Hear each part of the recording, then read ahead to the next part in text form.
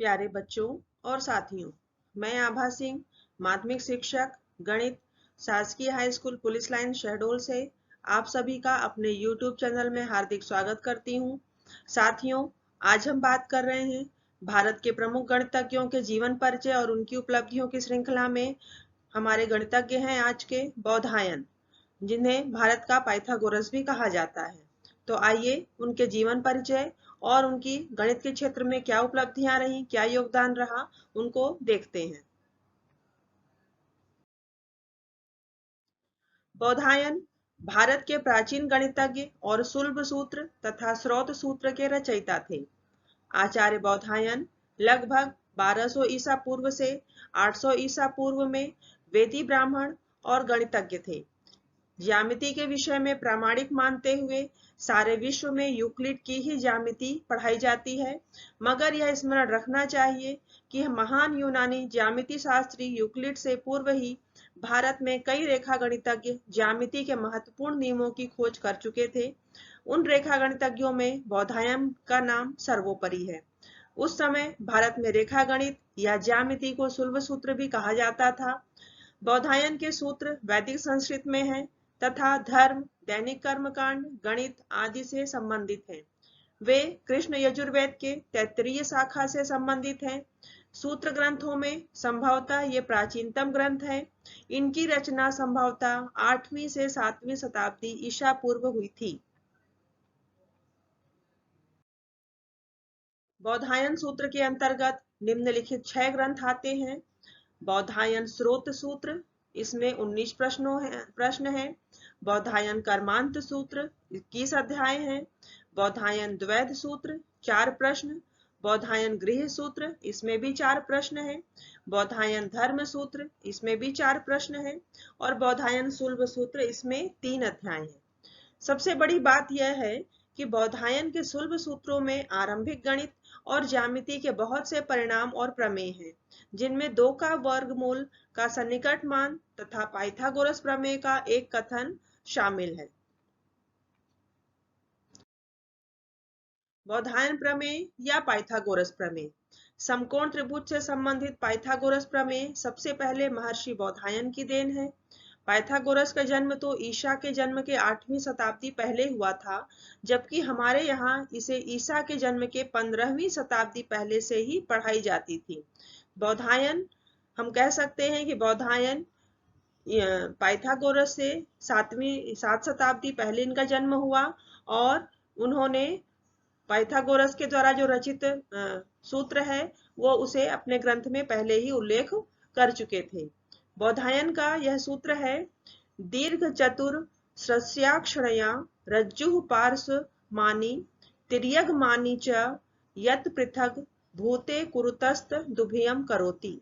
अर्थात विकर्ण पर कोई रस्सी तानी जाए तो उस पर बने वर्ग का क्षेत्रफल ऊर्ध्व भुजा पर बने वर्ग तथा क्षैतिज भुजा पर बने वर्ग के योग के बराबर होता है। और यह कथन पाइथागोरस का सबसे प्राचीन लिखित कथन है। तो जो पाइथागोरस का कथन हम आज वर्तमान स्वरूप देख रहे हैं, यह पहले ही हमारे महान गणितज्ञ बौधायन ने इसको अपने धर्म ग्रंथ में इसको लिखा था और उसके बारे में भारत में उसकी शिक्षा भी होती थी, पढ़ाया भी जाता था गुरुकुल में। 2 का वर्गमूल निकालने के लिए बौधायन श्लोक संख्या I.612 जो आप स्तंभ I.6 में विस्तारित किया गया है, किसी वर्ग की भुजाओं की लंबाई दिए होने पर विकर्ण की लंबाई निकालने की विधि बताता है।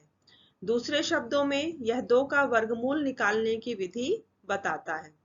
समस्य द्विकर्णी प्रमाणम तृतीयेन वर्धयेत तच्च चतुर्थे नात्म चतुस्त्री शोनेन सविशेषः।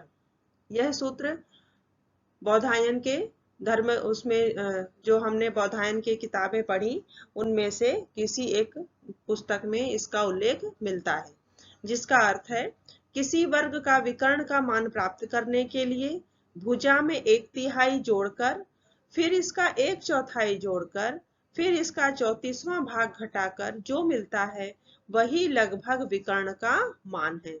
तो वर्गमूल 2 का जो मान हम आज प्राप्त करते हैं 1.414 एंड सो ऑन, तो लगभग वर्गमूल 2 का उन्होंने मान अपने गणित सूत्रों के आधार पे वह बहुत पहले ईसा के 15वीं 16वीं शताब्दी पहले ही उन्होंने इसको दे दिया था और यह मान दशमलव के 5 स्थानों तक पूर्णतः शुद्ध है।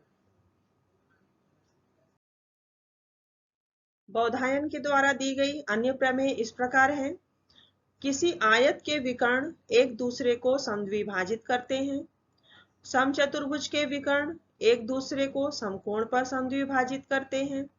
किसी वर्ग की भुजाओं के मध्य बिंदुओं को मिलाने से बने वर्ग का क्षेत्रफल मूल वर्ग के क्षेत्रफल का आधा होता है। किसी आयत की भुजाओं के मध्य बिंदुओं को मिलाने से समचतुर्भुज बनता है जिसका क्षेत्रफल मूल आयत के क्षेत्रफल का आधा होता है। उपरोक्त विवरण से स्पष्ट है कि बौधायन ने आयत, वर्ग, समकोण त्रिभुज, समचतुर्भुज के गुणों तथा क्षेत्रफलों का विधिवत अध्ययन किया था। यह शायद उस समय यज्ञ के लिए बनाई जाने वाली यज्ञ भूमिका के महत्व के कारण था, लेकिन आज के समय में यह प्रासंगिक है कि बौधायन के द्वारा दी गई प्रमेय आज गणित में शामिल की गई हैं और उनका प्रयोग भी किया जाता है। तो साथियों, आज के इस वीडियो में हमने बौधायन के बारे में, उनके गणित के क्षेत्र में क्या उपलब्धियां थी, उनका क्या योगदान रहा गणित के क्षेत्र में और उन्होंने भारत को गणित के क्षेत्र में कितना ऊपर पहुंचाया, यह हमने आज देखा और समझा। उम्मीद है कि इस वीडियो से आपको नई जानकारियां प्राप्त हुई होंगी। हम आगे फिर ऐसे ही अन्य भारतीय गणितज्ञों के वीडियो आपको शेयर करते रहेंगे।